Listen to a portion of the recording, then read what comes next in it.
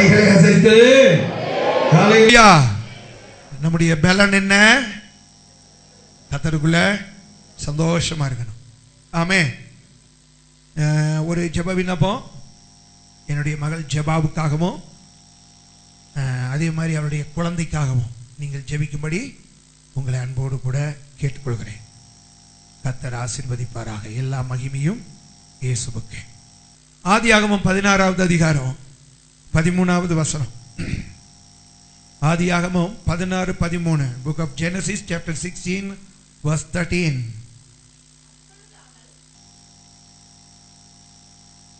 16:13. அப்பொழுது அவள், என்னை காண்பவரை நானும் இவ்விடத்தில் கண்டேன் அல்லவா என்று சொல்லி, என்னை காண்பவரை நானும் இவ்விடத்தில் கண்டேன் அல்லவா என்று சொல்லி தன்னோடு பேசின கர்த்தருக்கு நீர் என்னை காண்கிற தேவன் என்று பெயரிட்டார். ஜெபம் பண்ணுவோம். நல்ல பிதாவே, பரிசுத்தமான தகப்பனே, அக்கினி ஜுவாலையை போன்ற கண்களை உடையவரே, உம்முடைய பரிசுத்த நாமம் மகிமைப்படுவதாக. இந்த நேரத்திலும் அடிமை என்னை முற்றிலும் தாழ்த்துகிறேன். இந்த இடத்துல கூடி வந்திருக்கிற பிள்ளைகள் அனைவரையும் உம்முடைய ஆளுகைக்குள்ளே கொண்டு வருகிறேன். கர்த்தர் உம்முடைய பிள்ளைகளுடைய ஆவி ஆத்தும சரீரத்தை ஆளுகை செய்து அவர்கள் உள்ளங்களை நல்ல நிலங்களாக அபிஷேகம் பண்ணப்பட்ட நிலங்களாய் மாற்றும். அடிமை என்னையும் முற்றிலும் தாழ்த்துகிறேன். உண்மை அல்லாமல் என்னால் எதுவும் கூடாது. உங்க நாமம் மட்டும் மகிமைப்படட்டும். உங்க அபிஷேகத்தை அடிமையின் நாவிலே வையும். உங்க அபிஷேகத்தை அடிமையின் நாவிலே வையும். கர்த்தர் அடிமைக்கு தேவையான கிருபைகளை கட்டளையிடும்.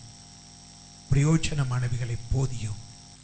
இயேசுவின் நாமத்தில் பிதாவே, ஆமென். வாசிங்க. அப்பொழுது அவள் என்னை காண்பவரை நானும் இவ்விடத்தில் கண்டேன் அல்லவா என்று சொல்லி தன்னோட பேசின கர்த்தருக்கு நீர் என்னை காண்கிற தேவன் என்று பெயரிட்டார்.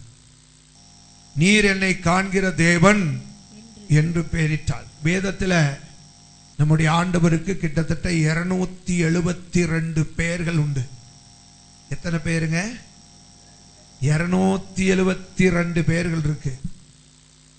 இந்த பெயர்கள் எல்லாம் ஏதோ ஒரு பெயரை வைக்கணுமேங்கிறதுக்காக வைக்கப்படுகிற பெயர்கள் அல்ல. இந்த வேதத்தில் நம்முடைய ஆண்டவருக்கு கொடுக்கப்பட்டிருக்கிற அத்தனை பெயர்களுமே ஒவ்வொருவரும் தங்களுடைய வாழ்க்கையில் கர்த்தரை ருசித்து ரசித்து வைத்த பெயர். ஆமென். கர்த்தரை ருசித்து ரசித்து வைத்த பெயர் இது. இந்த ஆகார் என்கிற இந்த ஸ்திரியை குறித்து நாம் பார்க்கிறோம். ஆபிரகாமுடைய வேலைக்காரியாக, அடிமை பெண்ணாக ஒரு காலத்தில் இருந்தால், அதற்கு பின்பு சூழ்நிலைகளின் நிமித்தம் ஆபிரகாமுக்கு மனைவியாக அவள் மாறினாள். இந்த ப்ரமோஷனை அவளுக்கு கொடுத்தது யாருன்னு கேட்டா ஆபிரகாம் அல்ல, ஆபிரகாமின் மனைவியாகிய சாராள். அடிமை பெண்ணுக்கும் இந்த ஸ்லாக்கியத்தை அவள் ஏற்படுத்தி கொடுத்து, காரணம் தன்னுடைய வீட்டில் ஒரு வாரிசு இல்லாதபடியினார். அவளுக்கு இது ஆண்டவருடைய சித்தம் இல்லாத ஒரு காரியத்தை விசுவாசிகளின் தாயாகிய சாராள் செய்தாள். விசுவாசிகளின் தாயாகிய சாராள் கர்த்தருக்கு சித்தமில்லாத ஒரு காரியத்தை, கர்த்தருடைய ஆதீன திட்டத்திலே இல்லாத ஒரு காரியத்தை, ஆமென், நம்மை குறித்து ஆண்டவர் சித்தம் வைத்திருக்கிறார். தேவன் திட்டம் வைத்திருக்கிறார். இந்த திட்டமும் சித்தமும் தம்முடைய பிள்ளைகளை குறித்து ஆண்டவர் எங்கே வைத்திருக்கிறார் என்றால் பரலோகத்தில் வைத்திருக்கிறார். அதனாலதான் ஆண்டவர் ஜெபிக்க தன்னுடைய சீஷர்களுக்கு கற்றுக் கொடுத்த போது, உம்முடைய சித்தம் பரமண்டலங்களிலே செய்யப்படுவது போல, அதாவது என்னை குறித்த சித்தம் எங்க இருக்கு? பரலோகத்துல இருக்கு. ஆமென். அந்த சித்தம் என்ன என்பதை நாம் என்ன செய்யணும்? அறிந்து நாம் அவைகளை செய்ய வேண்டும். ஆமென். தேவன் திட்டம் வைத்திருக்கிறார். தேவன் நம்மை குறித்து சித்தம் வைத்திருக்கிறார். விசுவாசிகளின் தாயாகிய சாராள், ஆண்டவர் உன்னுடைய கற்ப பிறப்பு தான்ப்பா இந்த வீட்டுக்கு வாரிசு என்று ஆண்டவர் அவர்களோடு பேசியும் கூட கர்த்தருடைய வார்த்தையை மீறி ஆமென், தேவ சித்தத்தை செய்யாமை என்பது என்ன? ஆண்டவர் நம்ம எப்படி இருக்கணும், என்ன செய்யணும், எவைகளை நிறைவேற்றணும்னு ஆண்டவர் நம்மை குறித்து தேவனுடைய சித்தத்தை, திட்டத்தை அவர் வைத்திருக்கிறார், நமக்கு போதித்திருக்கிறார். அவரே மறைத்து வைக்கவில்லை. அது நம்மை குறித்து தேவனுடைய சித்தம் என்ன என்பதை ஆண்டவர் நமக்கு வெளிப்படுத்தி இருக்கிறார். அவைகளை அறிந்து தேவனுடைய பிள்ளைகள் செய்யாமல் அவைகளுக்கு மாறாக நாம் செய்யும் போது தேவ சித்தத்தை விட்டு நாம் விலகுகிறோம். தேவ சித்தத்தை விட்டு என்ன செய்கிறோம்? விலகுகிறோம். சில வேளைகளில தேவ சித்தத்தை விட்டு விலகி செல்லும் போது கூட பெரிய காரியங்கள் எல்லாம் நம்ம வாழ்க்கையில நடந்துரும். புரியுதா? தேவ சித்தத்தை மாறி நாம் செயல்படும் போது கூட கர்த்தர் அதற்கும் அனுமதி கொடுத்து பெரிய காரியங்கள் எல்லாம் நடந்துரும். பெரிய காரியம் நடந்துரும். உடனே பாத்தீங்கன்னா நம்ம ரொம்ப சந்தோஷப்படுவோம். பாத்தியா எவ்வளவு பெரிய காரியத்தை செஞ்சிட்டேன்னு. ஒரு காரியத்தை நீங்க புரிஞ்சுக்கணும், பெரிய காரியங்களை செய்வது தேவ சித்தம் அல்ல, தேவ சித்தத்தை செய்வதுதான் பெரிய காரியம். ஆமென். பெரிய காரியங்களை நாம் செய்வது தேவ சித்தம் அல்ல, தேவ சித்தத்தை செய்வதுதான் பெரிய காரியம். இங்கே சாராள் ஆண்டவர் தெளிவாக பேசி இருக்கிறார். உன்னுடைய கற்ப பிறப்பு தான் இந்த குடும்பத்தில் வாரிசாய் இருப்பான், அவன் தான் உன்னுடைய வம்சமாய் இருப்பான்னு கர்த்தர் பேசியும் அவன் என்ன செய்தான் என்று சொன்னால், ஆண்டவருடைய வார்த்தையை மீறி தன்னுடைய சுய விருப்பத்தின்படி, சுய சித்தத்தின்படி தனக்கு எது ஏற்றதோ அதை நிறைவேற்றுவதற்கு அவள் சித்தம் கொண்டு ஆகாருக்கு ஒரு ப்ரமோஷன் கொடுத்தான். யாரை எங்க வைக்கணும்னு ஆண்டவருக்கு தெரியும். யாரை எங்க வைக்கணும்னு ஆண்டவருக்கு தெரியும். அதை மீறி நாம் செயல்படக்கூடாது. அப்படி நாம் மீறி செயல்படும் போது பிந்திய நிலைமையை நம்ம பார்க்கிறோம். ஆகார் ஒரு விசை தப்பி ஓடுறா. ஆபிரகாமுடைய வீட்டிலிருந்து தப்பி ஓடுறா. கர்த்தருடைய தூதனானவர் அவளை சந்திக்கிறார். ஆகாரே நீ எங்க இருந்து வர, எங்க போறேன்னா? அப்ப அவ சொன்னா, நாச்சியாருடைய தொலை தாங்க முடியல, நான் ஓடி போறேன்னா. ஆண்டவர் சொன்னாரு, இல்ல நீ போய் அடங்கி இருப்போ, போ உன் நாச்சியார் அண்டையில திரும்ப போ, நீ அங்க போய் அடங்கி இரு என்று சொன்னார். ஆமென். நீ அங்க போய் என்ன செய்ய? அடங்கி இரு என்று சொன்னார். இவ பாத்தீங்கன்னா அடங்கி இருக்கல.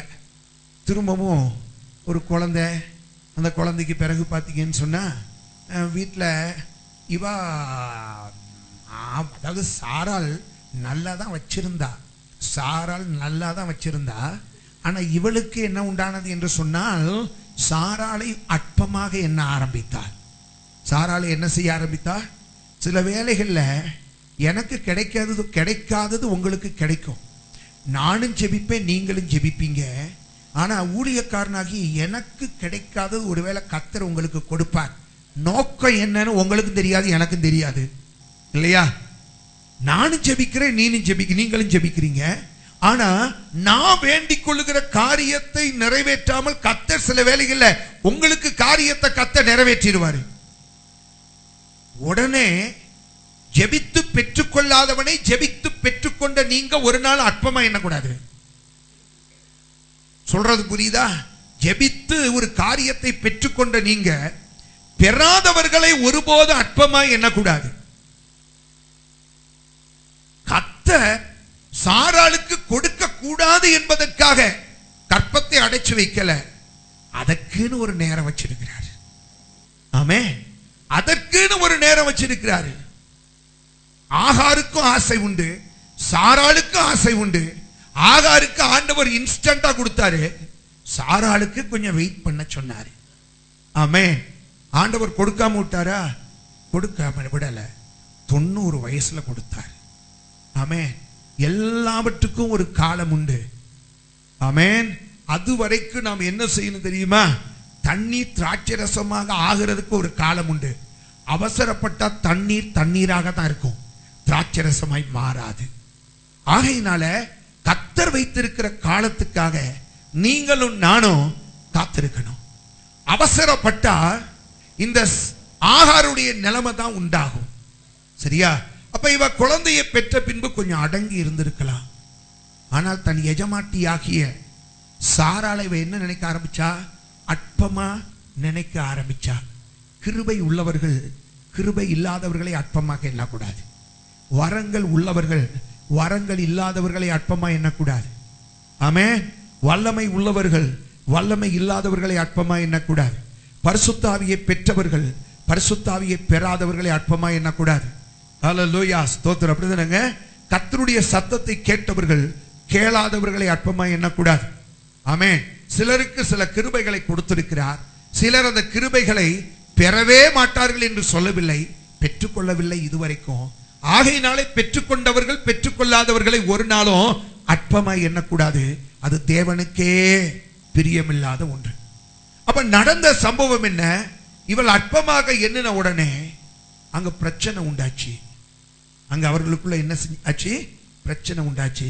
உடனே அவள் நேராக வந்தா தன் புருஷனை பார்த்தாள். யாரு? சாராள்.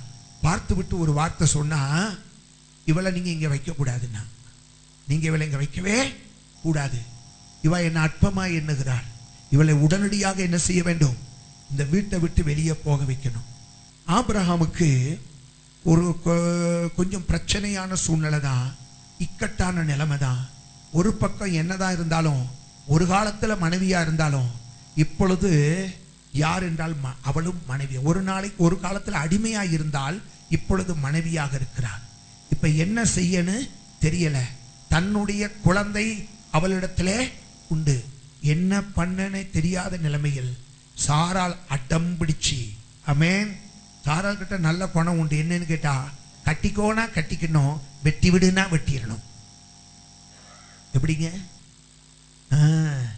கட்டிக்கோனா கட்டிக்கணும், அடுத்த பேச்சே பேசப்படாது, கட்டிக்கணும். அவளை வெட்டி விடுனா வெட்டி விட்டுறணும், வேற வழியே இல்லை. சாராள் பார்த்தீங்கன்னா வெட்டி விட்டுட்டா. ஆபிரகாம் என்ன செஞ்சிட்டான்? சாராளுடைய பேச்சை கேட்டு வெட்டி விட்டான். மனசே இல்லதான்.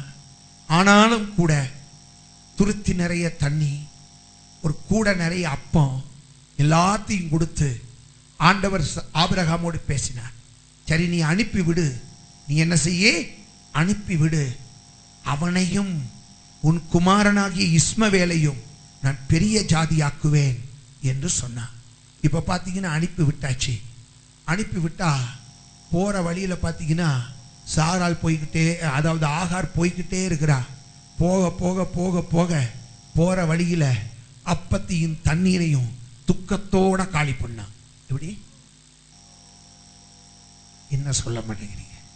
எப்படிங்க? என்னை இப்படி விரட்டி விட்டாரே அப்படிங்கிற துக்கம், அந்த அம்மா மேல துக்கம். புரியுதா? துக்கம் இருந்தாலும் பாத்தீங்கன்னா பைபிள்ல சொல்லியிருக்கு, துருத்தியில இருந்த தண்ணி எல்லாத்தையும் காலி பண்ணிட்டு, அவ துருத்தியில இருக்கிற தண்ணியை மட்டும் காலி பண்ணல, கூட நிறைய கொண்டு போன அப்பம் முழுவதையும் காலி பண்ணிட்டாங்க. ஏன்னா துக்கத்தின் மிகுதி. என்ன செஞ்சாச்சு? சரி பரவாயில்ல, துக்கம் இருந்தா பசி இல்லாமையா இருக்கும். சரி, இப்ப எல்லாம் காலி ஆயிடுச்சு. காலியான உடனே ஆகாரம் கூட இல்லாம இருக்கலாம், ஆனா தண்ணி இல்லாம இருக்க முடியாது. ஆகாரம் இல்லாம கிட்டத்தட்ட 1 மாசம் இருக்கலாம், ஆனா தண்ணி இல்லாம 3 நாளைக்கு மேல, அது வனாந்தரத்துல.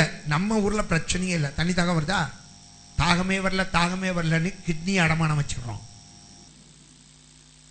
தாகம் இருக்கோ இல்லையோ, புரியுதா? பிளைன்ஸ்ல உள்ளவங்களுக்கெல்லாம் தாகத்தை தீர்க்கும் பானம் தண்ணீர். ஹில்ஸ்ல உள்ளவங்களுக்கெல்லாம் கிட்னியை பாதுகாக்கும் மருந்து தண்ணீர். ஆமென். அதனால எல்லாரும் தாகம் இருக்கோ இல்லையோ, ஒரு நாளைக்கு ஒரு 3 லிட்டராவது குடிங்க. புரியுதா? தாகமே இல்லைன்னு சொன்னா அப்புறம் கொஞ்ச நாள் கழிச்சு போலீஸ்ல ரிப்போர்ட் பண்ணும், சகோதரிக்கு கிட்னியை காணவில்லை, சகோதரனுக்கு கிட்னியை காணவில்லைன்னு. அதனால நல்லா தண்ணி குடிங்க. தேவனுடைய இது நம்ம சரீரம் வந்து தேவனுடைய ஆலயம். இந்த ஆலயத்தை ரொம்ப பராமரிக்கணும். ஆமென். புரியுதா? மாம்சீகத்துக்கு ஏதுவாக நான் சொல்லவில்லை, ஆவிக்குரிய ஆலயம் இது. ஆண்டவர் வாசம் பண்ணுகிற ஒரு இடம். வியாதி உள்ளதா இதை மாற்றக்கூடாது. ஆமென். ஆகையினால நல்லா தண்ணி குடிங்க. நல்லா என்ன செய்யுங்க? தண்ணி குடிங்க. இவ வனாந்தரத்தில் இருக்கிறா. வனாந்தரத்தில் என்ன கிடையாது சொல்லுங்க? தண்ணீரே இல்லை. வனாந்தரத்தில் என்ன இல்லை? தண்ணீர் இல்லை. இவ எல்லா இடத்துலையும் பார்க்கிறா. இவளாவது கொஞ்சம் தாக்கு பிடிக்கிறா. மகன் இருக்கிறான் பாருங்க, இஸ்மவேல். அவன் பார்த்தீங்கன்னு சொன்னா ரொம்ப கஷ்டப்படுறான். கடைசியில் பார்த்தீங்கன்னா அவனுக்கு தண்ணி இல்லாம, சரீரத்தில் தண்ணி இல்லாம ஒரு இடத்துல படுத்துட்டான். அவ ஒரு முடிவுக்கு வந்துட்டா, மகன் அவ்வளவுதான், அவன் சாக போகிறான். அப்பொழுதுதான் அவன் சொல்லுகிற, ஆண்டவரே, என் மகன் சாகிறத என்னால பார்த்து கொள்ள முடியாது. அப்படி இருக்கா? பைபிள்ல இருக்கா இல்லையா? வாசிங்க.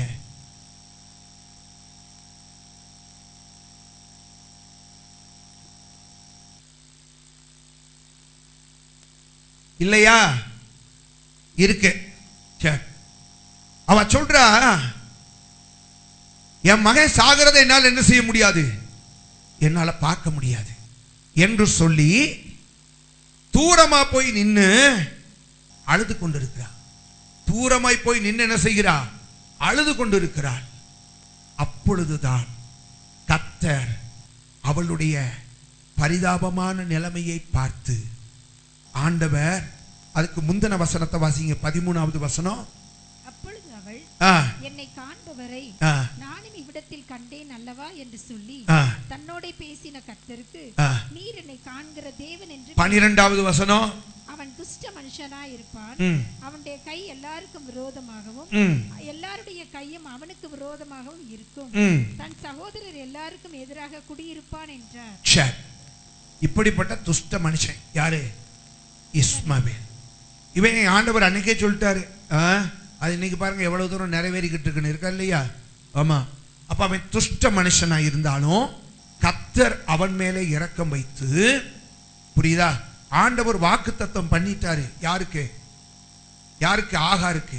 உன் மகனும் பெரிய சந்ததியாய் மாறுவான் அப்படின்னு வாக்கு கொடுத்துட்டாரு. ஆனா உன் மகன் துஷ்டனா தான் இருப்பான் என்று சொல்லி, அவன் துஷ்டனா இருந்தாலும் வாக்கு மாறாத கர்த்தர் அவனுக்கு என்ன செய்தாரு? அந்த இடத்துல தண்ணீரை கொடுத்தார்.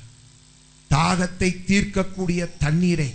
வனாந்தரத்தில் எந்த இடத்துல தண்ணீர் கிடைக்க கூடாதோ கர்த்தர் அந்த இடத்துல ஒரு ஊற்றை உண்டு பண்ணி அந்த இடத்திலே தண்ணீரை என்ன செய்தார்? கொடுத்தார். கொடுத்த உடனே பார்த்தீங்கன்னா இவளுக்கு இருந்த சந்தோஷத்துக்கு அளவே இல்லை. அப்பொழுதுதான் 13வது வசனத்தை அவள் விதமாக சொல்லுகிறார். என்ன சொல்லுகிறார்? என்னை காண்பவரை நானும் இவ்விடத்திலே கண்டேன். ஆமென், ஆமென். என்னை காண்பவரை, என்னுடைய நிலைமைகளை, நான் விடுகிற கண்ணீரை, என்னுடைய மகனுடைய நிலைமைகளை காண்கிற தேவனை நானும் இவ்விடத்திலே கண்டேன். ஆமென். நம்முடைய நிலைமைகள் என்ன, நம்முடைய புலம்பல்கள் என்ன, எல்லாத்தையும் கர்த்தர் காண்கிறார். ஆமென். நம்முடைய நிலைமை என்ன, நம்முடைய கண்ணீர் என்ன, நம்முடைய வேதனைகள் என்ன. அங்க மகன் தண்ணி இல்லாம உயிர் அவனை விட்டு பிரிந்து விடும் போல் இருக்கிறது. அவனையும் கர்த்தர் பார்த்தார், இந்த ஆகாரையும் கர்த்தர் பார்த்தார். ஹல்லேலூயா. அவள் சொல்லுகிறார், ஆண்டவருக்கு ஒரு பேர் வைக்கிறார். ஏதோ ஒரு பேர் வைக்கணும்னு வைக்கல, அனுபவத்தோட வைக்கிறார். நீர் என்னை காண்கிற தேவன். ஆமென். நீர் யாரு? என்னை காண்கிற தேவன், என்னுடைய நிலைமைகளை காண்கிற தேவன், என்னுடைய உடைந்த உள்ளத்தை காண்கிற தேவன், என்னுடைய துருத்திகளிலே காலியாய் இருப்பதை காண்கிற தேவன், அடுத்த நேரத்துக்கு ஆகாரம் இல்லாத நிலைமையை காண்கிற தேவன். ஆமென். என் நிலைமை உமக்கு தெரியும். ஆமென். என் நிலைமை உமக்கு தெரியும். என் துருத்தியில தண்ணி இல்லைங்கிறது உமக்கு தெரியும். என் மகனுடைய சரீரத்துல தண்ணி இல்லைங்கிறது உமக்கு தெரியும். இன்னும் கொஞ்ச நேரத்தில் இப்படியே இருந்தா அவன் மரித்து போவான் என்பதும் உமக்கு தெரியும். எல்லாவற்றையும் நீர் பார்க்கிறீர் ஆண்டவரே. நீர் எல்லாவற்றையும் காண்கிறவர். நீர் எல்லாவற்றையும் காண்கிறவர். இந்த காலை நேரத்தில் ஒருத்தருக்கும் தெரியாது நீங்க நினைக்கலாம்.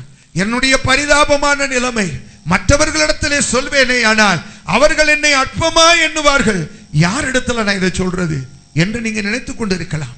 இதை யார்கிட்ட சொல்றது, இதை யார்கிட்ட சொல்றது?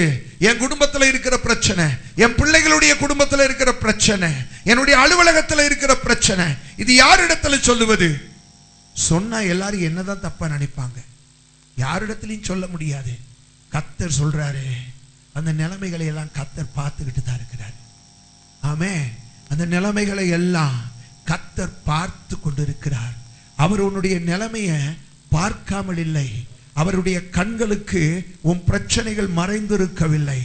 கர்த்தர் அதை காண்கிற தேவன். ஹல்லேலூயா. அன்றைக்கு ஆகாருடைய நிலைமையை கண்டு அவனுக்கு கிடைக்கக்கூடாத வனாந்தரத்திலே கிடைக்கக்கூடிய ஒரு தண்ணீரை கர்த்தர் கொடுத்தது உண்மையானால், உன்னுடைய கண்ணீரை பார்த்து கர்த்தர் உனக்கும் துருத்திகளில் அல்ல துறவுகளிலே, துருத்தி என்பது ஒரு அளவு, துறவு என்பது உன் இஷ்டம் போல நீ அனுபவிக்க கூடிய வகையிலே கர்த்தர் உனக்கு உதவி செய்வார். கர்த்தர் உனக்கு உதவி செய்வார்.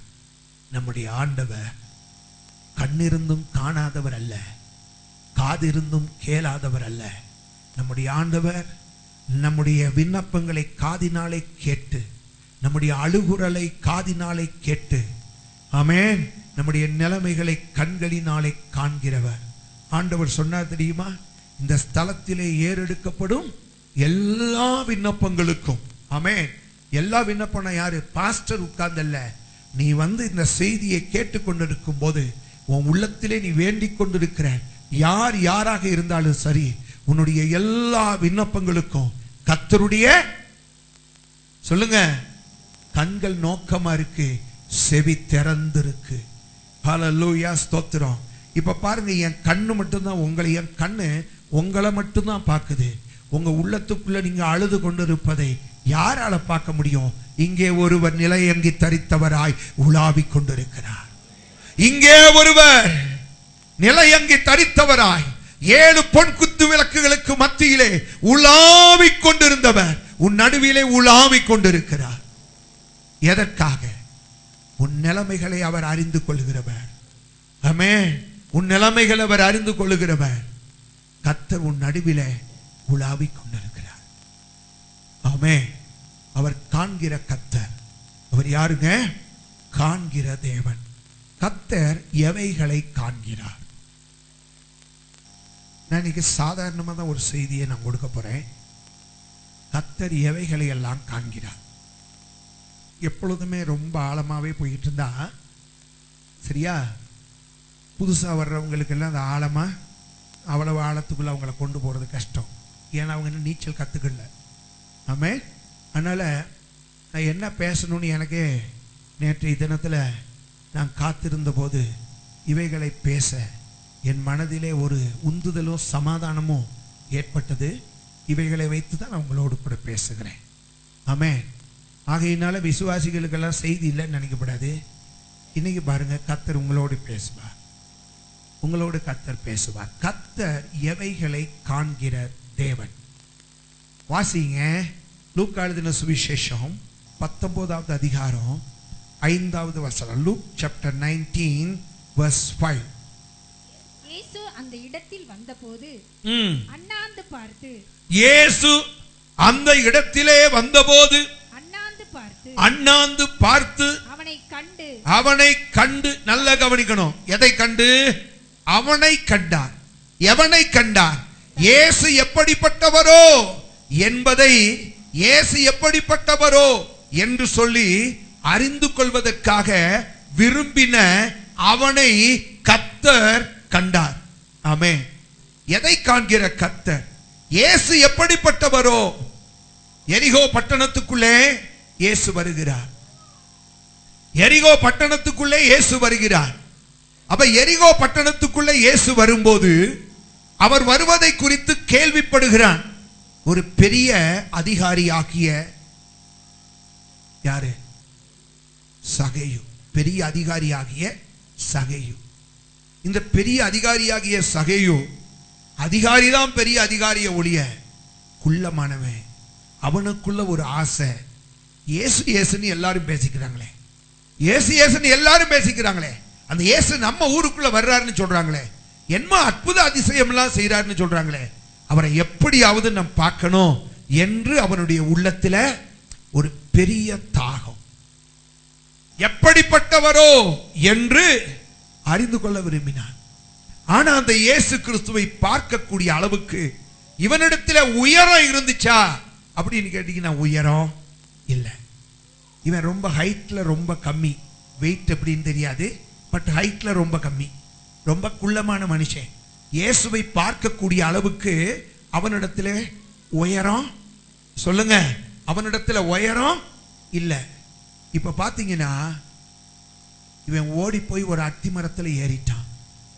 ஏறி போய் என்ன செஞ்சிட்டான்? ஒரு அத்தி மரத்துல ஏறிட்டான். அங்க அத்தி மரத்துல ஏறி உட்கார்ந்து இருக்கிறான். இவன் நினைக்கிறான் யாருக்கும் தெரியாது நான் இங்க ஏறி உட்கார்ந்து இருக்கிறேன்னு. ஆனா ஒரு கண் கண்டுகிட்டே இருக்கியா? ஆமென். உன் இருதயத்தின் விருப்பம் அது என்ன என்பது ஒருத்தருக்கு தெரியாது. உன் இருதயத்தின் விருப்பம் என்ன என்பது யாருக்கும் தெரியாது, புரிந்து கொள்ள முடியாது. ஆனா ஒருவருக்கு உன் இருதயத்தின் விருப்பம் என்னன்னு தெரியும். வசனம் சொல்லி இருக்கிறது, கர்த்தர் அவனை கண்டு. எவனை காண்கிறார்? இருதயத்துல விருப்பம் உண்டு, அதை ஒருத்தருக்கு சொல்லல, யாரிடத்துல அதை தெரியப்படுத்தல, ரகசியமாய் ஓடுகிறான். ஒரு காட்டத்தி மரத்தின் மேல் ஏறி அங்கே உட்கார்ந்து இருக்கிறான்.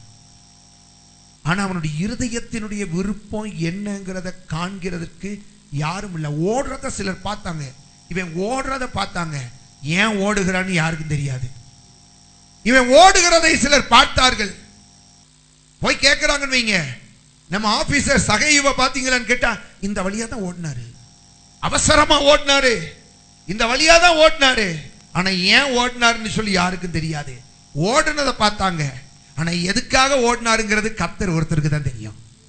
ஹல்லேலூயா, ஸ்தோத்திரம், ஆமென். கர்த்தர் ஒருத்தருக்கு தான் அது தெரியும். ஓடி போனா மரத்துல ஏறி உட்கார்ந்தா வேதம் என்ன சொல்லுகிறது நீங்க பாருங்க. வேதம் என்ன சொல்லுகிறது? 5வது வசனம். இயேசு அந்த இடத்துக்கு வந்தபோது அண்ணாந்து பார்த்து அவனை கண்டு. நான் ஏன் சொல்றேன் பாரு, நல்லா கவனிங்க. அந்த இடத்துல வந்தவனே நின்னுட்டாரியா? ஆமே, யாருமே காணாதவர், ஆனா இயேசு கண்டார். உன் இருதயத்தின் விருப்பம் என்ன? இயேசு கண்டு கொண்டிருக்கிறார். ஆமே, யாருக்கும் உன் விருப்பம் புரியாது, நீ அதை எடுத்து சொன்னாலும் சிலருக்கு புரியாது. ஆனா உன் இருதயத்தின் விருப்பம் என்ன? உன் இருதயத்தின் வாஞ்சம் என்ன? உன் இருதயத்தின் தாகம் என்ன? கர்த்தர் அதை காண்கிறார். தேவன் அதை என்ன செய்கிறாருங்க? நம்முடைய ஆண்டவர் ஹல்லேலூயா தேவ பிள்ளைகளுடைய இருதயத்தின் விருப்பத்தை அறிகிற தேவன் என்று சொல்லவில்லை, காண்கிற தேவன். அவர் எப்படிப்பட்டவருங்க? காண்கிற தேவன். ஒரு சம்பவத்தை சொல்றேன். ஒரு பெயர் கிறிஸ்தவ சகோதரன் ஒரு நல்ல ஆவிக்குரிய சகோதரியை குடும்பத்தாருடைய கட்டாயத்தின் நிமித்தம் திருமணம் செய்து கொண்டார். குடும்பத்தாருடைய கட்டாயத்தின் நிமித்தம். அம்மா என்ன சொல்றாங்கன்னு கேட்டீங்கன்னா, நீ மட்டும் மாட்டேன்னு சொன்னேன்னு வச்சுக்கோ, நான் என்னமாவது செஞ்சிடுவேங்கிறாங்க. அம்மா என்ன சொல்றாங்க?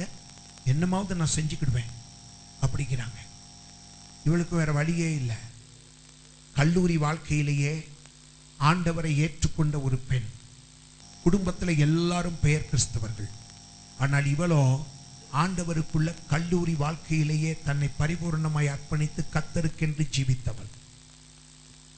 இப்பொழுது இவ திருமணமாயிருச்சு. இவள் இப்பொழுது கர்ப்பிணியாக இருக்கிறாள். புருஷனுக்கும் மனைவிக்கும் பார்த்தீங்கன்னா ஆண்டவரை தேடுவதில் ஒரு மனமே இல்லை. ஆண்டவரை தேடுவதில் ஒரு மனம் இல்லை. எல்லாத்திலையும் ஒரு மனம் இருந்தாலும் இதில் இல்லை. உடனே பார்த்தீங்கன்னா குடும்பத்துக்குள்ள பயங்கர குழப்பம், குடும்பத்துக்குள்ள பிரச்சனை. இவளுக்கு கர்ப்பிணியா இருந்த காலத்திலே, அதுக்கு முதல் நாள் தான் பார்த்தீங்கன்னா, நீ அங்க ஆலயத்துக்கு போகக்கூடாதுன்னு சொல்ல இவ மீறி ஒரு ஆவிக்குரிய சபைக்கு அவ போயிட்டா.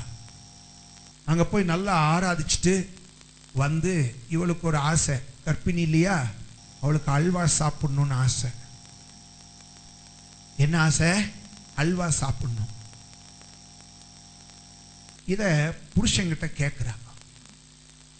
புருஷன் ஒரே வார்த்தையில சொன்னா, நீ ஆண்டவர்கிட்ட கேட்டுக்க, எனக்கு கேட்காதன்ட்டான். எனக்கு கோவம், என் வார்த்தைக்கு நீ கீழ்ப்படியல. அவ சொல்றா, நான் கர்த்தருடைய வார்த்தைக்கு கீழ்ப்படியணும், கர்த்தருக்குள்ளாக இருக்கிற உம்முடைய வார்த்தைக்கு கீழ்ப்படியணும். நீர் மாம்சீகமாய் சொல்லுகிற காரியத்துக்கெல்லாம் நான் கீழ்ப்படிய முடியாது, எனக்குன்னு ஒரு ஆத்துமா உண்டு. இதுதான் அவளுடைய நிலைமை. எனக்குன்னு ஒரு ஆத்துமா உண்டு. உடனே இப்ப அந்த பெண் கேட்கிறா, என்ன கேட்கிறான்னு கேட்டீங்கன்னா, அல்வா கொஞ்சம் வாங்கிட்டு வாங்கன்னு. அவன் சொல்லிட்டான், நீ ஆண்டவர்கிட்டயே கேட்டுக்கோ, நீ ஆண்டவர்கிட்டயே கேட்டோ, அவர் இஷ்டம் தானே செய்வேன்னு சொன்ன, நீ ஆண்டவர்கிட்டயே கேட்டுக்கோ அப்படின்ட்டு போயிட்டான். சாயங்காலம் வாரா, வாங்கல. வேலையெல்லாம் முடிச்சுட்டு வாரான், வாங்கல. அவன் அவ்வளவு சீரியஸா செய்வான்னு இவன் நினைக்காம கேட்டா ஒரு வார்த்தை, வாங்கிட்டு வந்தீங்களா அப்படின்னு. நீ ஆண்டவர்கிட்டயே கேட்டுக்க, நான் வாங்கிட்டு வர மாட்டேன். இவன் வேற ஒண்ணுமே செய்யல. அழுதுட்டு ஆண்டவர் சமூகத்தில் போய் ஜெபம் பண்ணிக்கிட்டு இருக்கிற நேரம் கதவை வந்து தட்டுறாங்க. கதவை வந்து தட்டின போது யாருன்னு கேட்டீங்கன்னா, இவ எந்த ஆவிக்குரிய சபைக்கு போகிறாளோ அந்த போதகரும் மனைவியும் வந்து கதவை தட்டுகிறார்கள். வரும்போது பார்த்தீங்கன்னா, அவங்க கையில ஒரு பார்சலை கொண்டு வந்து, இதை நீ சாப்பிடு அப்படின்னு சொல்லி கொடுத்துட்டு ஜெபித்து விட்டு போனார்கள். இவ அந்த பார்சலை திறந்த உடனே என்ன ஆச்சரியம் தெரியுமா? விம்மி விம்மி அழுதா. ஏன்னு கேட்டா, என் இருதயத்தின் இந்த அற்ப ஆசையை கூட காண்கிற ஒரு தேவன் இருக்கிறார்.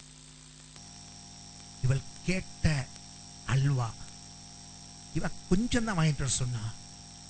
அங்க பாத்தீங்கன்னா கிலோ வாங்கி கொண்டு வந்து அங்க கொடுத்துட்டு, நீ சாப்பிடு, உங்க வீட்டுக்காரருக்கும் கொடு என்று சொல்லி கொடுத்து ஜெபம் பண்ணிட்டு போயிட்டா. இவ ஆண்டவர் சமூகத்தில் அழுத அழுகைக்கு அளவே இல்லை. இது ஒரு பெரிய காரியம் இல்ல, அற்பமான காரியம். தொண்டைக்குள்ள இறங்குற வரைக்கும் தான் அந்த டேஸ்ட். அற்பமான ஒரு காரியம். இவளுடைய இருதயத்தின் விருப்பத்தை ஆண்டவர் கண்டவர். ஆமென். வீட்டுக்கு வந்த உடனே என்ன பண்ணான்னு கேட்டீங்கன்னா, சாயங்காலம் திரும்ப வெளியில போன புருஷன் திரும்ப வந்தாரு. அவருக்கு ஒரு பெரிய பீஸை கொண்டு போய் கொடுத்தா. இது எங்க போய் வாங்கின அப்படின்னு கேட்டாரு. நான் ஏன் வாங்குறேன், நீங்க தானே சொன்னீங்க ஆண்டவர்கிட்ட கேளுங்கன்னு. நான் கேட்டேன், வந்துருச்சு. நான் உங்ககிட்ட கேட்டது கொஞ்சம் தானே, எவ்வளவு வந்திருக்குன்னு ஃப்ரிட்ஜுக்குள்ள போய் பாருங்க. இது பெரிய ஆசையா? அற்ப ஆசை. இந்த அற்ப ஆசையவே ஆண்டவர் காண்கிறார்னா, உன் இருதயத்தின் விருப்பங்களை எல்லாம் கர்த்தர் அறிந்து கொள்கிறவராய் இருப்பாரா இல்லையா? ஹல்லேலூயா. இவனுடைய அற்ப ஆசை என்ன? அவர் எப்படிப்பட்டவரோ நான் காணணும், அவ்வளவுதான். பார்த்தா போதும், பார்த்தால் போதும். இப்ப நடந்த சம்பவம் என்ன? அவன் இருதயத்தின் வாஞ்சியும் விருப்பத்தையும் கண்ட கர்த்தர் போய் நின்னு அவனை கண்டு கீழே இறங்கிவான்னு கூப்பிட்டு அவன் வீட்டில் போய் உட்கார்ந்து டீ காப்பி எல்லாம் குடிச்சு சத்தியமெல்லாம் பேசி அவனை ரட்சிப்புக்குள்ள கர்த்தர் நடத்திட்டாரு. ஆமென். அவன் மனம் திரும்பினான். அவன் என்ன செஞ்சான்? மனம் திரும்பினான். உன் இருதயத்தின் விருப்பங்களை காண்கிற கர்த்தர். ஹல்லேலூயா. உன் இருதயத்தின் விருப்பம் என்ன, அதை காண்கிற கர்த்தர் இந்த காலை வேளையில நம்ம மத்தியிலே அவர் உலாவிக் கொண்டிருக்கிறார். நீங்க சொல்றீங்க, அவங்க புரிஞ்சிக்கல, நான் என்னதான் சொன்னாலும் இவங்களும் புரிஞ்சிக்கல, அவரு புரிஞ்சிக்கல, எங்க வீட்டுக்காரம்மாவும் புரிஞ்சிக்கல, எங்க வீட்டுக்கார ஐயாவும் புரிஞ்சிக்கல, அவனும் புரிய வேணாம் ஐயா. உன் இருதயத்தின் விருப்பத்தை காண்கிற ஒருவர் உன் நடுவிலே உலாவிக் கொண்டிருக்கிறார். ஹல்லேலூயா. உன் நடுவிலே முதலாவது உன்னுடைய இருதயத்தின் விருப்பத்தை காண்கிற கர்த்தர். வேதம் சொல்லுகிறது நீதிமான் விரும்புவது அவனுக்கு கொடுக்கப்படும். ஆமே. நீங்க பாத்தீங்கன்னா அந்த அல்வா அந்த புருஷனையும் சபைக்குள்ள கூட்டிட்டு போயிருச்சு. ஆமே.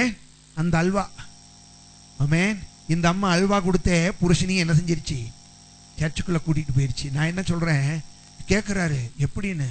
நான் எங்கேயும் போகல, நான் உட்காந்து நீங்க சொல்லிட்டீங்கல்ல ஆண்டவர், நான் அழுது ஜெபம் பண்ணேன். ஆண்டவரே, எனக்கு இந்த இதை கொண்டு வர்றது கூட இருதயத்தின் ஆசையை நிறைவேற்ற கூட எனக்கு ஒரு வாய்ப்பு இல்லாம ஆண்டவரே நீங்க எனக்கு உதவி செய்யணும், எங்க புருஷனோடு பேசுங்கன்னு சொன்னேன். நீங்க வாங்கிட்டு வரல. நீங்க வாங்கிட்டு வராதத ஆண்டவர் சபையின் ஊழியர் மூலமாய், ஊழியரின் மனைவி மூலமாய் கர்த்தர் கொண்டு வந்தார். அந்த மனுஷன் அதை உட்கார்ந்துட்டு சாப்பிட்டு பாத்தீங்கன்னா அடுத்த வாரம் சர்ச்சுக்கும் சேர்ந்தே வந்துட்டான். ஆமே. உன்னை அந்த பெண் புரிய வைத்தா, அற்ப காரியத்தின் ஏக்கத்தை கூட ஆண்டவர் காண்பாரியா? அற்ப காரியத்தின் ஏக்கம் அது, அதை கூட ஆண்டவர் பார்ப்பார். உங்க இருதயத்தின் ஏக்கம் என்ன? வேதம் சொல்லுகிறது நீதிமான் விரும்புவது அவனுக்கு கொடுக்கப்படும். ஆமேன். காரணம் என்ன? நீதிமான் விரும்புவதை கர்த்தர் காண்கிறார். ஹல்லேலூயா. நீதிமான் விரும்புவதை கர்த்தர் காண்கிறார். நம்முடைய ஆண்டவர் காண்கிறவர் என்று சொன்னால் அவர் அக்கினி ஜுவாலையை போன்ற கண்களை உடையவர். ஆமே. நம்முடைய உண்மையான நிலைமைகளை எல்லாம் அறிந்து நமக்கு உதவி செய்கிறவர். இரண்டாவதாக நாம் வேதத்திலே வாசிக்க போகிறோம். வாசியுங்கள் மத்தேயு எழுதின சுவிசேஷம் 9வது அதிகாரம் 2வது வசனம். மத்தேயு 9:2. அங்கே படுக்கையிலே கிடந்த ஒரு திமிர்வாதக்காரனை அவரிடத்திலே கொண்டு வந்தார்கள். இயேசு அவர்களுடைய விசுவாசத்தை கண்டு திமிர்வாதக்காரனை நோக்கி, இதே சம்பவத்தை நீங்க எங்க பார்க்கலாம்? மார்க் 2வது அதிகாரத்துல பார்க்கலாம். திமிர்வாதக்காரன் மார்க் 2வது அதிகாரத்துல இதை காட்டிலும் விளக்கமா சொல்லப்பட்டிருக்கிறது. இந்த சம்பவம் என்ன? எத்தனை பேரு? 4 பேரு. புரியுதாங்க? 4 பேரு. இங்க பாத்தீங்கன்னா விசுவாசம் கிடையாது, விசுவாசத்துக்கு மேல விசுவாசம். 4 பேரு ஒரு திமிர்வாதக்காரனை தூக்கிட்டு வராங்க. சரியா? 4 பேரு. அடுத்தது பாத்தீங்கன்னா சுகம் இல்லாதவன், அவனும் பாத்தீங்கன்னா அவன் என்ன கூட்டிட்டு போங்க, எல்லாரும் சொல்றாங்க அவர் சுகம் கொடுப்பாருன்னு, கூட்டிட்டு போங்க. அவனும் போறான். 5வது 4 பேரா? இவன் ஒருத்தனை 5ஆ? 6வது யாருன்னு கேட்டீங்கன்னா வீட்டுக்கு சொந்தக்காரன். அவன் என்ன சொல்றான்னு கேட்டீங்கன்னா, இந்த கூட்டத்துல நீங்க இவனெல்லாம் இப்படி கொண்டு வர்றதுக்கு வாய்ப்பே கிடையாது. ஒண்ணு வேணா செய்யுங்க, வீட்டு கூரையை யாராவது ஏறி பிரிச்சிடுறீங்களா? அப்படி இறக்குறீங்களா? வீட்டு கூரையை இறக்கி பிரிச்சு இறக்குறீங்களா? இப்ப மொத்தம் எத்தனை பேர் அங்க? 6 பேர். மொத்தம் எத்தனை பேருங்க? 6 பேரும் இப்ப எப்படி இருக்கிறாங்க? பயங்கர விசுவாசத்தோட இருக்கிறாங்க. எப்படி இருக்கிறாங்க? ஆமா. வாசிங்க அந்த வசனத்தை. மத்தேயு 9:2. அங்கே படுக்கையில கிடந்த ஒரு திமிர்வாதக்காரனை அவரிடத்தில் கொண்டு வந்தார்கள். இயேசு அவர்களுடைய விசுவாசத்தை கண்டு எதங்க கண்டாரு? விசுவாசத்தை கண்டு. அவர்களுடைய விசுவாசத்தை கண்டு. நம்முடைய ஆண்டவர் யாரு? சொல்லுங்க. காண்கிற தேவன். நம்முடைய ஆண்டவர் யாருங்க? காண்கிற தேவன். இரண்டாவதாக எதை கண்டாரா? முதலாவது உள்ளத்தினுடைய விருப்பத்தை கண்டார். இரண்டாவது இங்கே பார்க்கிறோம், ஆண்டவர் அவர்களுடைய விசுவாசத்தை கண்டார். எதை கண்டாருங்க? அவர்களுடைய விசுவாசத்தை கண்டு. இவ கூரையெல்லாம் பிரிச்சாச்சு, உள்ள இறங்கிக்கிட்டு இருக்கு. இயேசுநாதர் பாத்தீங்கன்னா திடீர்னு என்னமோ இறங்குதப்பா அப்படின்னு பார்த்தா ஒருத்தன் அப்படியே கட்டில கட்டி அப்படியே இறக்கிக்கிட்டே இருக்கிறாங்க. ஆண்டவர் அவர்களுடைய விசுவாசத்தை கண்டு என்ன செஞ்சாரு? சொல்லுங்க. 9வது அதிகாரத்தை வாசிங்க. 9:2 இருந்து. அவனுடைய விசுவாசத்தை கண்டு திமிர்வாதக்காரனை நோக்கி, மகனே உன்னுடைய பாவங்கள் உனக்கு மன்னிக்கப்பட்டது என்றார். அப்பொழுது நல்லா கவனிக்கணும். எவன் எப்படி என்ன நினைச்சா என்ன? உடனே அவன் என்ன செஞ்சான்? திமிர்வாதக்காரன் எந்திரிச்சிட்டான். ஆமென். நம்ம விசுவாசத்தை கர்த்தர் காணணும். ஆமே, அப்படித்தானங்க? கிரியைகளில நம்ம விசுவாசத்தை வெளிப்படுத்துவதை கர்த்தர் காணணும். கிரியை இல்லாத விசுவாசம் சொல்லுங்க செத்தது. கிரியை இல்லாத விசுவாசம் செத்தது. விசுவாசம் இல்லாம தேவனுக்கு பிரியமாயிருக்க முடியாது, ஆண்டவருக்கு பிரியமாயிருக்க முடியாது. ஆகையினாலே நம்முடைய விசுவாசத்தை நம்முடைய கிரியைகளினாலே கர்த்தர் காணணும். என்ன செய்யணுங்க சொல்லுங்க? கிரியைகள். கர்த்தர் அதை செய்வார்னு சொல்லி நாம் செய்கிற காரியங்களை, விசுவாசத்தோடு செயல்படுத்துகிற காரியங்களை கர்த்தர் காணணும். ஆமே, அப்படிதானங்க? நம்முடைய கிரியைகளை கர்த்தர் என்ன செய்யணும்? காணணும். அப்ப நம்முடைய விசுவாசத்தை கர்த்தர் கண்டு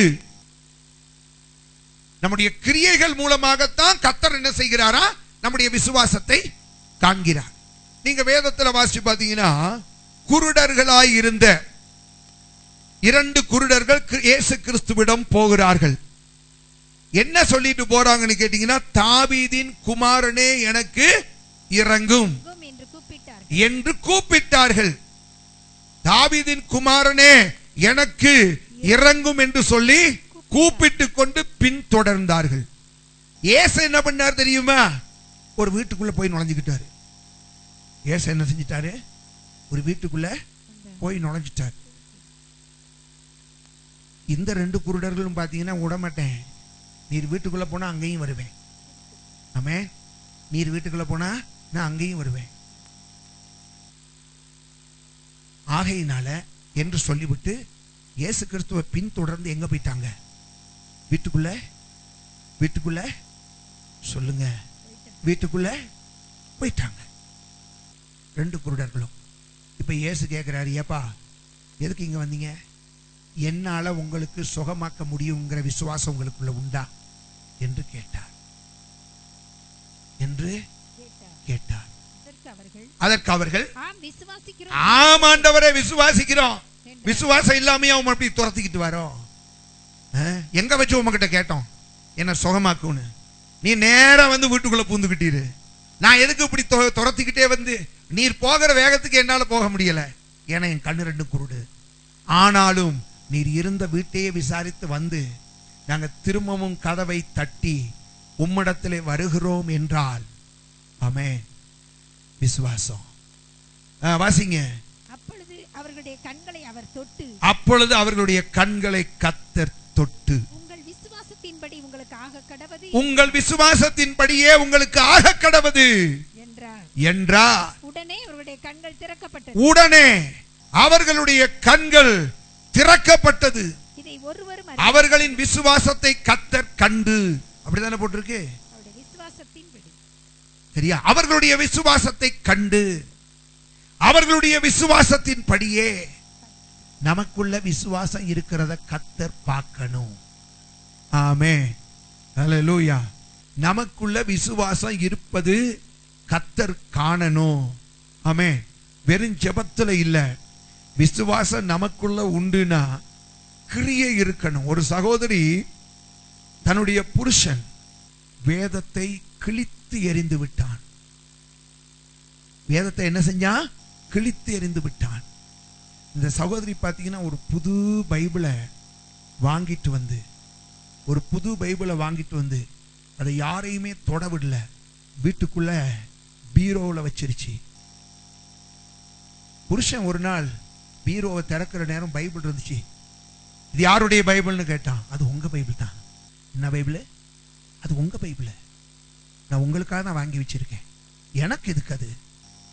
இல்லைங்க, உங்களுக்கு இன்னைக்கு இல்லாட்டியும் நாளைக்கு அது உங்களுக்கு தேவைப்படுங்க, அதனால தான் வாங்கி வச்சிருக்கேன். இன்னைக்கு பார்த்தீங்கன்னா கணவனும் மனைவியும் பைபிளை தூக்கிக்கிட்டு சர்ச்சுக்கு வராங்க. கர்த்தர் விசுவாசத்தை காண்கிறார். கிழிச்செறிகிற புருஷன், பைபிளையே கிழிச்செறிகிற புருஷன். ஆனாலும் கூட இவன் கிழித்தெறிந்து விடுவான் என்று நினைக்கல. ஒரு புது பைபிளை தன் புருஷனுக்கு வாங்கி வைத்தால். எத்தனை பேர் அந்த விசுவாசத்தோட இருக்கிறீங்க? ஹல்லேலூயா. நம்ம பார்த்தீங்கன்னு சொன்னா நம்ம சொல்றோம், என்ன சொல்றோம் கேட்டீங்கன்னா, எங்க தெருவில் பாஸ்டர் ஒருத்தரும் ரட்சிக்கப்படுறதுக்கு வாய்ப்பே கிடையாது. ஏன்னா அவ்வளவு மோசமானவங்க, அவ்வளவு விக்கிரக ஆராதனைக்காரங்க. ரட்சிக்கப்படுறதுக்கு வாய்ப்பே இல்லை. நான் என்ன சொல்றேன்னா, இந்த 12 பேரை எழுத சொன்னேன் பாருங்க. சிலர் பார்த்தீங்கன்னா விசுவாசிகள் பேரை எழுதி வச்சிருக்காங்க. எந்த விசுவாசியாவது கூட்டிட்டு வந்தீங்கோ அவ்வளவுதான். நான் சொல்லுகிறது எல்லாம் அவன் ரட்சிக்கவே படமாட்டான்னு பிசாசு எவனை குறித்து உங்க உள்ளத்துல ஆணித்தரமாய் எழுதி வைத்திருக்கிறானோ, பதிச்சு வச்சிருக்கிறானோ, அவர்களிலே 12 பேரை எழுதி வைங்கிறேன். ஆமே. அவன் எதுலையும் இருக்கட்டும், எந்த இயக்கத்திலையும் இருக்கட்டும். ஆமே. அவன் யாரா இருந்தா நமக்கு என்ன? அவர்கள் பேரை எழுதி வைங்க. முடிந்தால் அவர்களில் கொடூரமாய் இருக்கிறவன் 4 பேருக்கு பைபிளை வாங்கி வைங்க விசுவாசத்தோடு. ஆமே. வருமா இவன் ரட்சிக்கப்படுமா? இவனுக்கு நான் முத கொடுக்கிற கிஃப்ட் இதுதான். அட்வான்ஸா வாங்கி வைங்களேன்.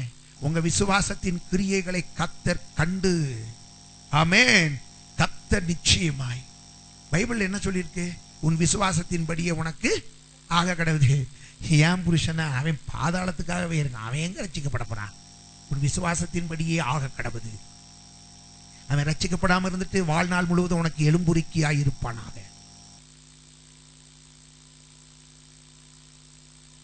வாயை நல்ல பெனாயில் போட்டு கழுவ, விசுவாச வார்த்தையை பேசு. அவன் வேதத்தை 2 முறை கழிச்சுட்டான்னா கவலைப்படாத. 3வது ஒரு பைபிளை வாங்கி அவனுக்காகவே வை.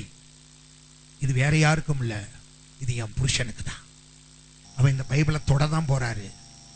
என் கூட சேர்ந்து இந்த பைபிளை தூக்கிட்டு ஆலயத்துக்கு வரத்தான் போகிறார். உன் விசுவாசத்தை கர்த்தர் கனப்படுத்துவார். ஆமென். ஹல்லேலூயா. விசுவாசிகளின் விசுவாசத்தை கனப்படுத்துகிற கர்த்தர்.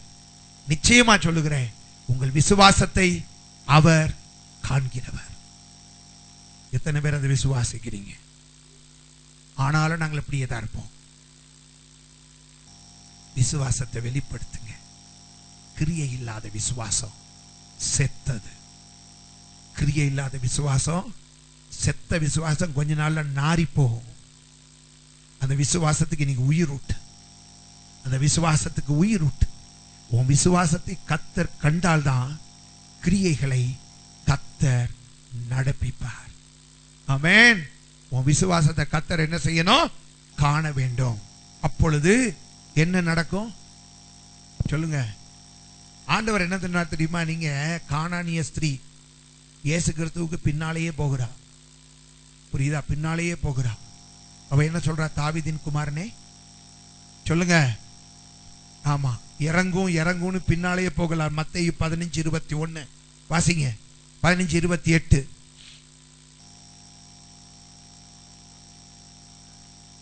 இயேசு அவளுக்கு பிரதியுத்தரமாக, ஸ்திரீயே உன் விசுவாசம் பெரியது, உன்னுடைய விசுவாசம் பெரியது, நீ விரும்புகிறபடி உனக்கு ஆக கடவது என்றார். நீ விரும்புகிறபடி.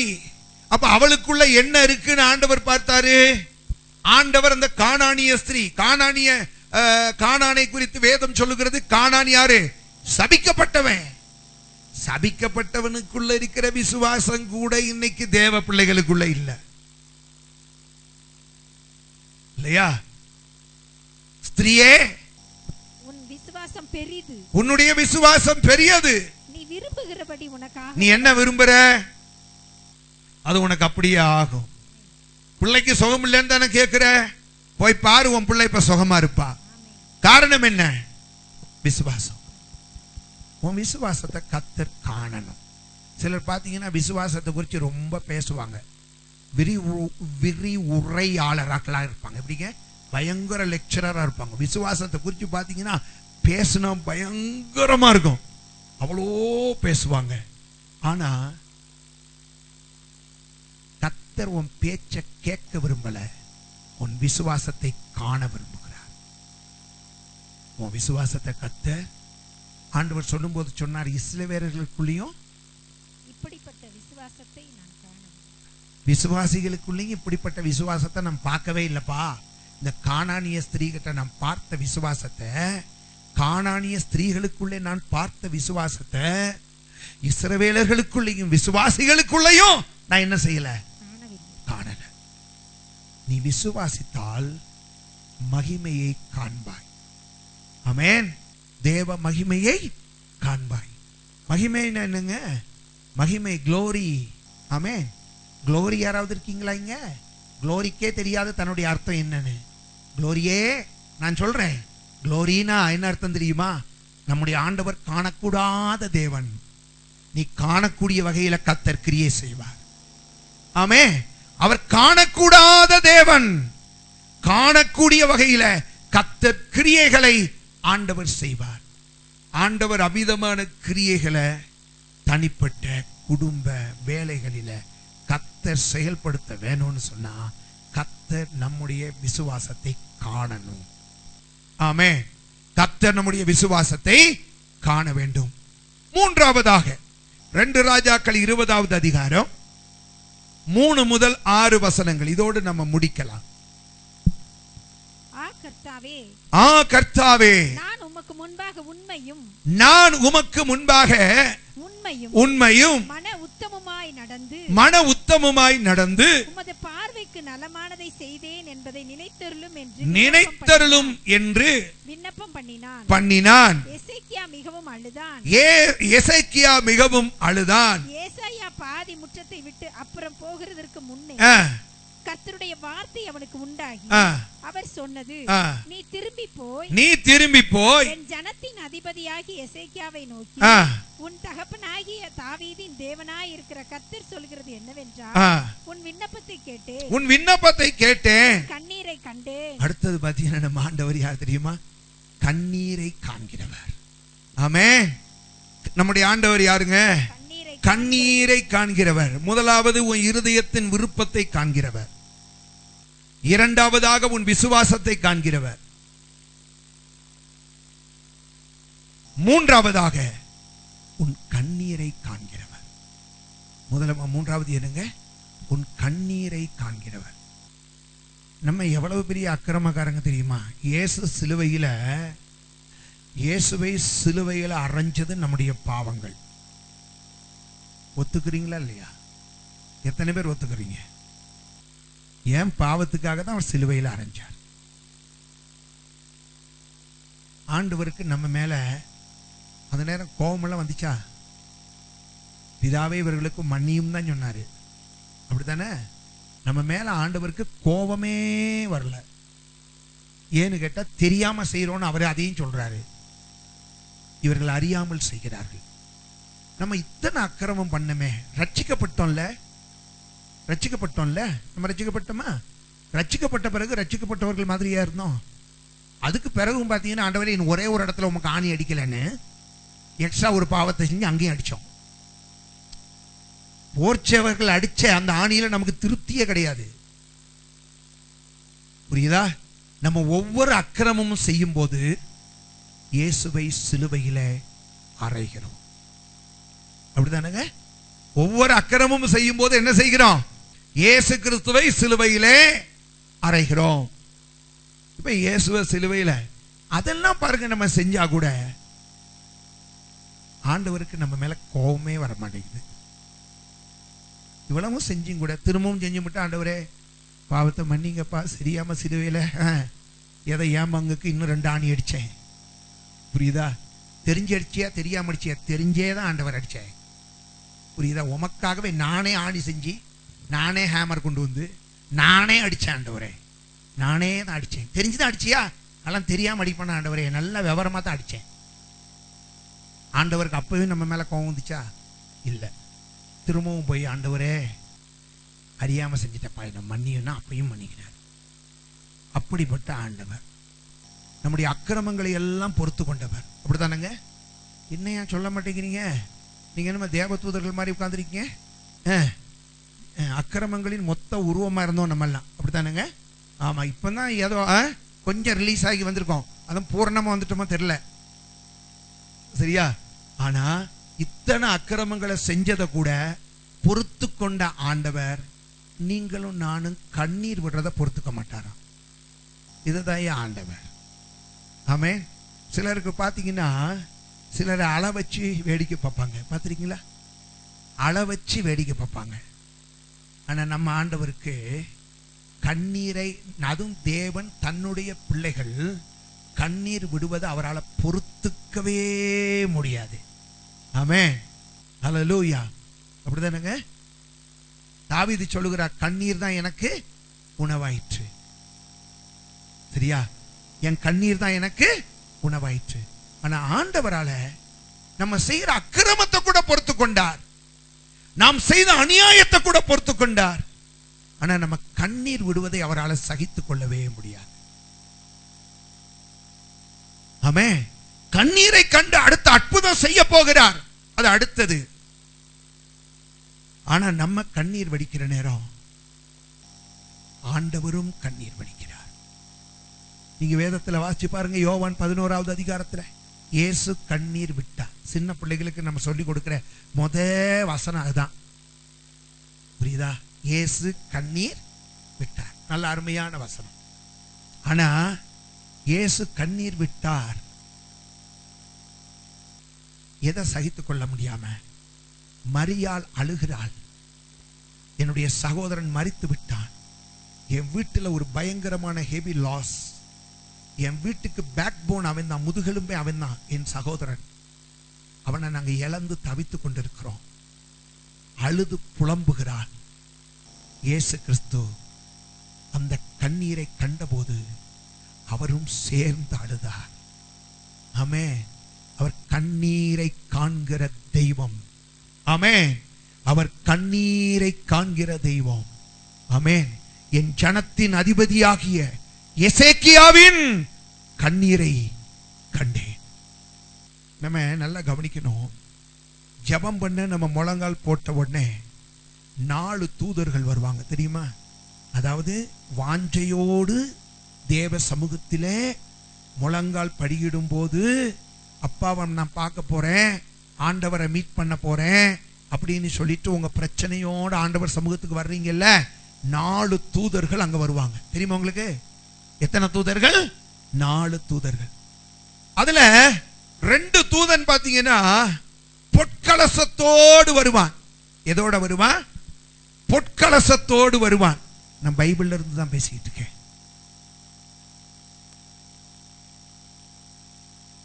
அங்க வந்து நீங்க தேவனுடைய பிள்ளைகளாய் நீதிமான்களாய் இருந்து செபிக்கும் போது உங்க வாயிலிருந்து புறப்படுகிற ஒரு வார்த்தை கூட கீழே விழாதபடிக்கு உங்க வாயிலிருந்து புறப்படுகிற விண்ணப்பத்தின் ஒவ்வொரு வார்த்தைகளையும், ஆமென், ஹல்லேலூயா. நீங்க ஏழை பால படிக்காதவன் எல்லா ஒருத்தையும் கூட என்னை மதிக்கிறதே இல்லை, நீ அதிகம் கவலைப்படுற. உன் வாயிலிருந்து புறப்படுகிற விண்ணப்பத்தின் வார்த்தைகளை கலெக்ட் பண்ணுவதற்கு, சேகரிப்பதற்கு பொற்கலசத்தோடு தூதர்கள் வந்து நிற்கிறார்கள். உன் விண்ணப்பம் கர்த்தருடைய பார்வையிலே கனம் உள்ளது. ஆமென். அதுவும் சொல்லுகிறேன், உன்னுடைய விண்ணப்பம் கர்த்தருடைய பார்வையிலே கனம் உள்ளது. வெங்கல டப்பாவை தூக்கிட்டு வரல, தகர டப்பாவை தூக்கிட்டு வரல. உன் விண்ணப்பத்தை சேகரிப்பதற்காக சொல்லுங்க, பொற்கலசம் அங்க உனக்கு முன்பாக கொண்டு வந்து வைத்திருக்கிறார்கள். இன்னும் 2 பேர் வச்சிருக்கிறான். அவன் யாருன்னு கேட்டீங்கன்னா துருத்திகளோட வந்து நிக்கிறான். அவன் எதுக்கு வந்து நிக்கிறான்? நீ அந்த விண்ணப்பத்தின் நேரத்துல வாயிலிருந்து வர்ற வார்த்தைகள் அத்தனையும் ஒருத்தன் பிடிக்கிறான். உன் கண்ணில் நீ விடுகிற தண்ணீர்ல, இதைத்தான் தாவீது சொல்லுகிறான், என் கண்ணீரை உம்முடைய துருத்திகளில் அல்லவோ நீர் என்ன செஞ்சிருக்கிறீர்? கணக்கு வைத்திருக்கிறீர். ஆமென், ஆமென். உம்முடைய துருத்திகள். அப்படி துருத்திகள்னா அது எப்படிங்க? நீங்க கார்பெட்ல சிந்தினதெல்லாம் வந்து அவன் என்ன செய்ய மாட்டான், அங்க வரட்டி எடுத்துக்கிட்டு இருக்க மாட்டான். தூதர்கள் வந்து உன் கண்ணீரை கணக்கு பிடிக்கிறாங்க. ஹல்லேலூயா. உன் கண்ணீரை கர்த்தர் காணணும். ஆமென். செபிக்கும் போது உன் கண்ணீரை கர்த்தர் காணணும். அப்படி காண்பாயானால் இவனுக்கு பார்த்தீங்கன்னு சொன்னா, உன் மரியாளுக்கு இழந்ததை திரும்ப கொடுத்தார், இழந்ததை திரும்ப கொடுத்தார். கண்ணீரை கண்டு இழந்ததை திரும்ப கொடுத்தார். இவனுக்கு ஆயுசு நாட்களிலே 15 வருஷங்கள் கூட கொடுத்தார். அழுது புலம்பின அன்னாளுக்கு அழகான ஒரு குழந்தையை கொடுத்தார். ஆமென். ஜெபிக்கிற நேரம் அழுகிற மாதிரி சத்தம் வரப்படாது, கண்ணீர் வரணும். சிலரது பார்த்தீங்கன்னு சொன்னா, அப்பா இந்த 4 வருஷம் தண்ணி இல்லாம கஷ்டப்பட்ட மாதிரிதான் ஆண்டவரும் பார்த்தீங்கன்னா புரிஞ்சுக்கிட்டாரு, கண்ணை தோண்டுனா கூட இதுக்கு வராதுன்னு. இது கண்ணுக்குள்ள போர் போட்டா கூட வராதுன்னு ஆண்டவருக்கு தெரியும். எப்படி பதில் கிடைக்கும்னு கேட்டேன். எப்படி பதில் கிடைக்கும்? முழங்கால் போட்டு ஆண்டவர் சன்னிதானத்துல ஆளணும். மரியாளை போல அவருடைய பாதத்தை கண்ணீரினாலே துடைக்கணும். அவருடைய பாதம் கண்ணீரினாலே நிரம்பணும். அது ஒரு எஃபெக்டிவ் பிரேயர். உன் கண்ணீரை கர்த்தர் பார்க்கணும். ஹல்லேலூயா. சும்மா ஜெபம் பண்ணாதீங்க, சும்மா ஜெபம் பண்ணாதீங்க. ஆண்டவர் சன்னிதானத்துல வந்து சும்மா அழுகிற மாதிரி சத்தம் மட்டும் வரக்கூடாது, கண்ணில் இருந்து கண்ணீர் வரணும். ஹல்லேலூயா. நிறைய பேருடைய துருத்திகள்ல போய் பார்த்தீங்கன்னா அது காலியா கிடக்கு. கண்ணீரையும் காணும், அதனால தண்ணீரையும் காணும், எல்லாம் காலியா கிடக்கு. ஆண்டவர் சமூகத்துல வந்துட்டா அவருடைய பாதத்தை கண்ணீரினால நினைக்கணும். உன் கண்ணீரை கண்டு, எப்படிங்க? உன் கண்ணீரை கண்டு. கர்த்தர் உன் கண்ணீரை காண்கிறவர். கர்த்தர் உன் கண்ணீரை காண்கிறவர். அடுத்தது பார்த்தீங்கன்னா 2 நாளாகமும் 34, 33 முடிஞ்சதுங்க. 34, 33 சீக்கிரம். யோசியா இஸ்ரவேல் புத்தருடைய தேசங்கள் எங்கும் உண்டான அருவருப்புகளை எல்லாம் அகற்றி இஸ்ரவேலிலே காணப்பட்டவர்களை எல்லாம் தங்கள் தேவனாகிய கர்த்தரை சேவிக்கும்படி செய்தான்.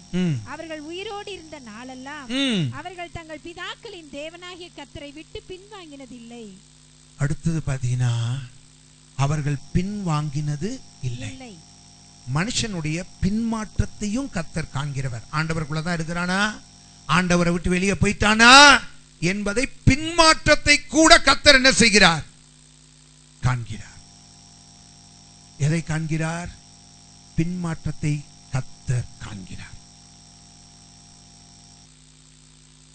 நம்ம சொல்றோம் நாங்கெல்லாம் நல்லா தான் இருக்கோம்னு, ஆண்டவர் பார்க்கிறார் உன் நிலைமை என்னன்னு. வேதம் சொல்லுகிறது எதனால நம்ம இப்படி பின்வாங்கி போறோம்னு கேட்டீங்கன்னா, நல்லா தான் இருப்போம், சோதனைகள் நம்முடைய வாழ்க்கையில வரும்போது தான் நம்ம பின்வாங்கி போகிறோம். எப்ப பின்வாங்கி போகிறோம்? சோதனைகள் நம்முடைய ஜீவியத்தில் வரும்போது பின்வாங்கி போகிறோம். ஆண்டவருக்குள்ள இருப்போம், ஆனா சோதனைகள் ரொம்ப ஜாஸ்தி வந்த உடனே பார்த்தீங்கன்னா பின்வாங்கி போவோம். முதலாவது கொஞ்சம் கூடவே இருந்தவங்க கொஞ்சம் சொல்லுங்க, வசனம் சொல்லி தெரியுமா? பேதுரு இயேசுவை தூரத்தில் பின்தொடர்ந்தான். அப்படின்னா என்ன அர்த்தம்? கூடவே இருந்தவன் இப்ப பாத்தீங்கன்னா ஆண்டவருக்கும் அவனுக்கு இடையில கொஞ்சம் டிஸ்டன்ஸ். இயேசு முன்னே போகிறார், இவன் தூரத்துல போகிறான். பின்னாக தான் போறா, ஆனா கூட போகல. இந்த இப்படி கூடவே இருந்தவன் இப்படி பின்வாங்கி இப்படி கொஞ்சம் டிஸ்டன்ஸ்ல போறான்னா என்ன அர்த்தங்க? அவன் வாழ்க்கையில பின்மாற்றம். அவன் வாழ்க்கையில் என்னங்க? பின்மாற்றம். வசனம் சொல்லுது, பின்வாங்கி போவேனே ஆகில். எபிரேய நிருபக்காரன் சொல்லுகிறான் 10வது அதிகாரம் 38வது வசனத்துல, பின்வாங்கி போவானே ஆகில் என் ஆத்துமா அவன் மேல் பிரியமாய் இராது. புரியுதா? எந்த சோதனை வந்தாலும் சரி பின்வாங்கி போக கூடாது. நம்ம வாழ்க்கையில நம்மளை பின்வாங்கி போக செய்வதற்காக தான் சோதனைகளே வருது. ஆனாலும் கூட நம்ம ஆண்டவருக்குள்ள உறுதியா இருக்கணுமே ஒழிய எந்த நிலைமைகளிலும் நாம் பின்வாங்கி போக கூடாது.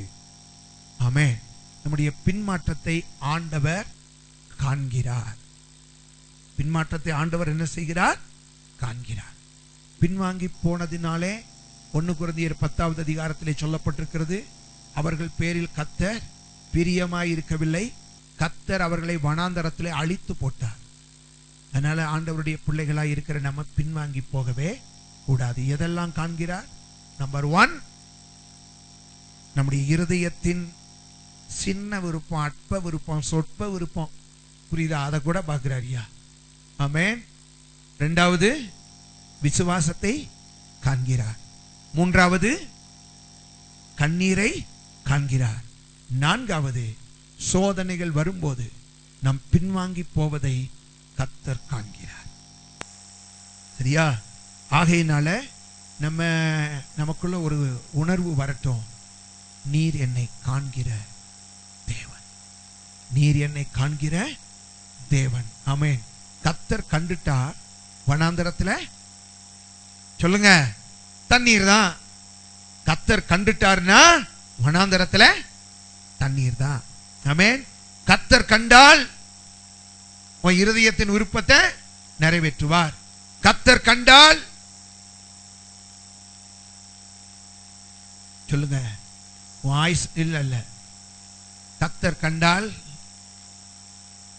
சொல்லுங்க, உன்னுடைய அதாவது அநேக காலங்களின் கசப்பு வாழ்க்கை உன்னை விட்டு நிச்சயமா மாறும். விசுவாசத்தை கர்த்தர் என்ன செய்யணும்? காணணும். மூணாவது, உன் கண்ணீரை கர்த்தர் பார்த்துட்டாருன்னா போதும், இழந்ததை நீ எடுத்துக்க திரும்ப. உனக்குரியது அது உனக்காக கர்த்தர் கொடுத்தது, அதை யாரும் எடுக்க முடியாது. ஆமென். நீ உன் கண்ணீரை கர்த்தர் பார்த்துட்டாருன்னா மூழ்கி போன கோடரியை கூட மிதக்க வச்சிருவாரு. ஆனா கர்த்தர் பார்க்கணும், ஆண்டவர் பார்க்கணும், உன் கண்ணீரை பார்க்கணும். கண்ணீரை கர்த்தர் பார்த்துட்டாருன்னா மூழ்கி போன உன் கோடரி திரும்ப மிதக்க ஆரம்பிக்கும். உன்னுடையது உனக்கு தான். ஆமென். மரியாளை மார்த்தாலே உன் சகோதரன் உனக்கு தான். மரணம் அதை சொந்தம் கொண்டாட முடியாது, அது உனக்கு தான். நான்காவது, உன் பின்மாற்றத்தை கர்த்தர் பார்க்கிறாரு. உன் பின்மாற்றத்தையும் கர்த்தர் என்ன செய்கிறார்? காண்கிறார். இப்ப எல்லாரும் சொல்லுங்க, நீர் என்னை காண்கிற, வாயை திறந்து சொல்லுங்க, நீர் என்னை காண்கிற தேவன். எல்லாரும் கண்களை மூடி ஜெபம் பண்ணுங்க. ஹல்லேலூயா, ஸ்தோத்திரம். அவர் கண்ணிருந்தும் காணாதவர் அல்ல, காதிருந்தும் கேளாதவர் அல்ல. யாரும் போக கூடாது. நமக்கு திருவிருந்து ஆராதனை முடி ஜெபம் பண்ணி முடித்த உடனே, திருவிருந்து எடுக்காதவர்கள் கூட ஜெபம் பண்ணி முடிச்ச உடனே போங்க. ஹல்லேலூயா, ஸ்தோத்திரம். நம்ம எல்லாரும் ஜெபம் பண்ண போறோம். Praise God. எல்லாரும் சொல்லுங்க, ஆண்டவரே நீர் என்னை காண்கிற தேவன், என் நிலைமைகளை காண்கிற தேவன், என் வேதனைகளை காண்கிற தேவன், என் கண்ணீரை காண்கிற தேவன். என் இருதயத்தின் விருப்பத்தை ஒருவரும் புரிஞ்சுக்கல, ஆனா சரியா புரிஞ்சுக்கிட்டு அதை நிறைவேற்றினவர் நீர் ஒருவரே. நீர் என்னை காண்கிற தேவன். எல்லாரும் சொல்லுங்க, நீர் என்னை காண்கிற தேவன், நீர் என்னை காண்கிற தேவன். ஹல்லேலூயா, ஸ்தோத்திரம். இக்கட்டை காண்கிற தேவன், இடுக்கண்களை காண்கிற தேவன், வேதனைகளை காண்கிற தேவன், வியாகுலங்களை காண்கிற தேவன், உன் கண்ணீரை காண்கிற தேவன். ஆண்டவர் சமூகத்திலே உன் கதறலை கேட்கிற தேவன். ஹல்லேலூயா, ஸ்தோத்திரம். கர்த்தர் நம்மோடு கூட பேசி இருக்கிறார். ஹல்லேலூயா, ஸ்தோத்திரம். ஆண்டவர் நம்மோடு கூட பேசி இருக்கிறார். தேவன் நம்மோடு கூட பேசி இருக்கிறார். ஹல்லேலூயா, ஸ்தோத்திரம். Praise God.